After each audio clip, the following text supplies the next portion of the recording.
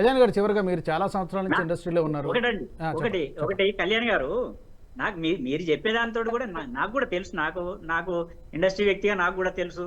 ఎందుకంటే ఒక ప్రముఖ హీరోయిన్, ఒక పెద్ద హీరోయిన్, కోట్ల రూపాయలు తీసుకునే హీరోయిన్ పేరెంట్స్ కూడా వాళ్ళు కూతురునే, అంతకంటే దురదృష్టకరం లేదు కానీ వాళ్ళే కూతురునే డైరెక్టర్ ప్రొడ్యూసర్లకి డైరెక్టర్లు ఫోన్లు చేసి పంపించిన సందర్భాలు కూడా ఉన్నాయి.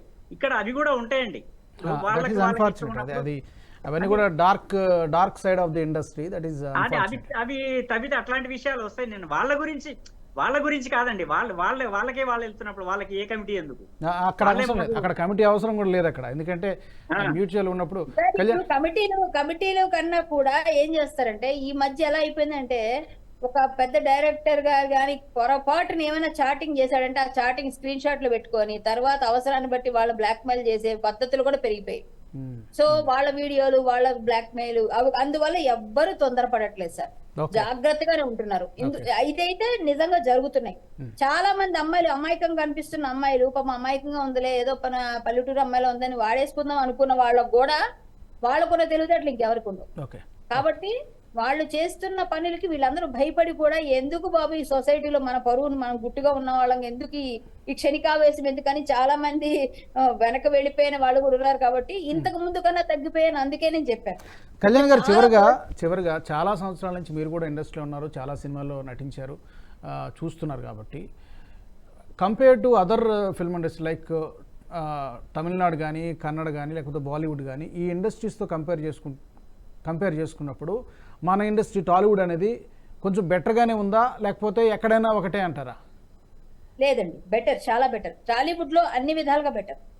ఈ విషయంలోనే కాదు, ఎందులో అయినా సరే మన వాళ్ళు ముందే ఉంటారు. అంటే మిగిలిన వాళ్ళు లేరా అనకండి, వాళ్ళు కూడా ఉండొచ్చు. బట్ మనకు అంత విచ్చలవిడితనం ఉండదు.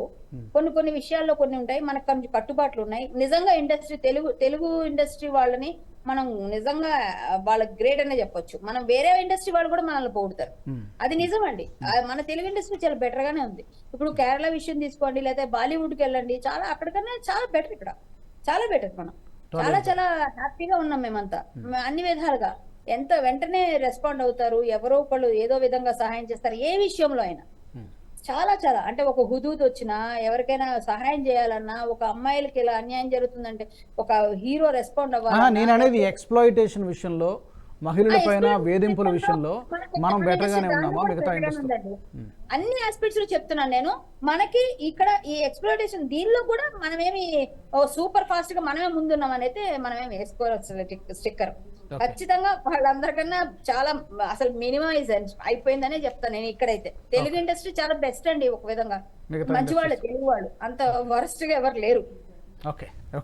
చివరిగా ప్రేమరాజు గారు, ఇప్పుడు ఇందాక చివరిగా ఈ కళ్యాణ్ గారు చెప్పినట్టు ఇండివిజువల్ కంట్రోల్, వ్యక్తిగత క్రమశిక్షణ, మన బౌండరీస్లో మనం ఉంటే ఎవరు ఏం చేయడానికి అవకాశం ఉండదు. బట్ స్టిల్ ఎక్స్‌ప్లోయిటేషన్, మన నిస్సహాయ స్థితితో లేకపోతే అవకాశాల కోసం తప్పనిసరి పరిస్థితి, ఇలాంటి ఎక్స్‌ప్లోయిటేషన్కి దీనికి ఏమైనా పరిష్కారం ఉందా? అదొక్కటి తప్పితే కళ్యాణ్ గారు చెప్పింది కాకుండా ఇంకేమైనా పరిష్కారం ఉందా? మూవీ ఆర్టిస్ట్ అసోసియేషన్ తరపు నుంచి కానీ, లేకపోతే గవర్నమెంట్ నుంచి కానీ ఏమైనా చేయగలిగేది ఏమైనా ఉందా? ఇలాంటి వాళ్ళని ఏమైనా సేవ్ చేయడానికి ఏమైనా ఉందా అసలు?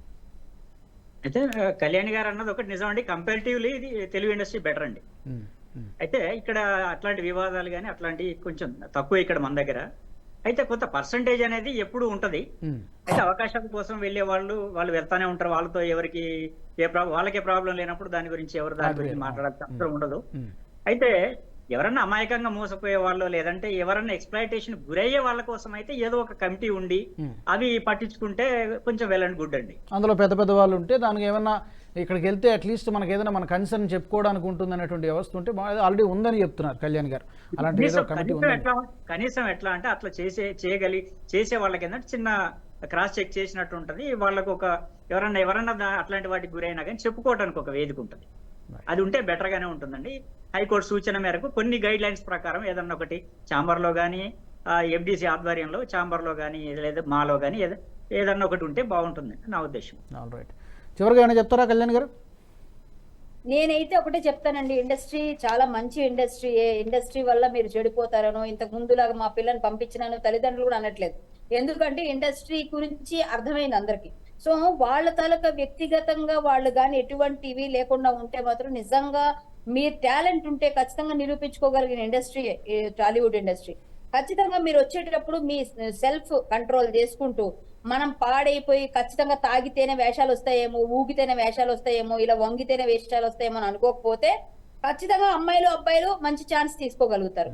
ఇప్పుడు ఈ చాలా ఈ ఇన్స్టాలో కూడా వాళ్ళు రీల్స్ మంచిగా రీల్స్ చేసే వాళ్ళకు కూడా మంచి మంచి క్యారెక్టర్స్ వస్తున్నాయి, మనకు తెలుసు. మనమే ఏదైనా ఒక అమ్మాయి కావాలండి ఒక సీరియల్ కో సినిమాకో అనగానే ఫస్ట్ ఇన్స్టాను వెతుకుతున్నారు. సో మంచి ప్లాట్ఫామ్స్ ఉన్నాయి ఇప్పుడు, మీరు దాన్ని ఉపయోగించుకొని ఎదగడానికి ప్రయత్నం చేయండి.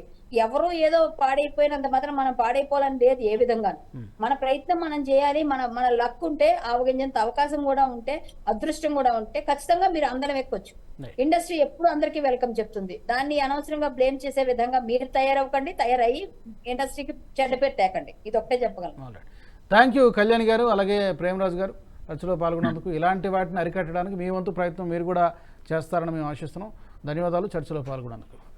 టాలీవుడ్ నుంచి హాలీవుడ్ వరకు ఎక్కడ చూసినా కూడా ఈ కాస్టింగ్ కౌచ్ అనేది సర్వసాధారణంగా వినబడుతున్నటువంటి మాట. అయితే గతంతో పోల్చుకుంటే కొంత అవగాహన పెరిగింది. ముఖ్యంగా తమిళనాడు, కర్ణాటక, అటు బాలీవుడ్తో పోల్చి చూసుకున్నప్పుడు టాలీవుడ్ పరిశ్రమ కొంతవరకు సేఫ్ జోన్లను ఇక్కడ కూడా జరుగుతున్నప్పుడు కూడా ఎక్కువగా మ్యూచువల్ కన్సెంట్తోనో ఏవో జరుగుతున్నాయి తప్పితే ఆ స్టేట్స్తో కంపేర్ చేసుకున్నప్పుడు ఇక్కడ ఎక్స్ప్లోయిటేషన్ అనేది తక్కువ జరుగుతుంది. రెండోది, ఈ ఎక్స్ప్లోయిటేషన్కి గురవుతున్నటువంటి వాళ్ళు ఎవరైనా ఉంటే కనుక వాళ్ళు ముఖ్యంగా గమనించాల్సింది, మన బౌండరీస్లో మనం ఉంటే, సెల్ఫ్ కంట్రోల్లో ఉంటే డెఫినెట్గా ఎక్స్ప్లోయిటేషన్కి ఆ పరిస్థితి తెచ్చుకోకుండా ఉండడానికి ఆస్కారం ఉంటుందని డైరెక్టర్స్ కానీ అటు నటీనటులు కానీ చెప్తున్నటువంటి పరిస్థితి కనిపిస్తోంది. ఇది వాళ్ళ prime time debate. Keep watching and Hits TV.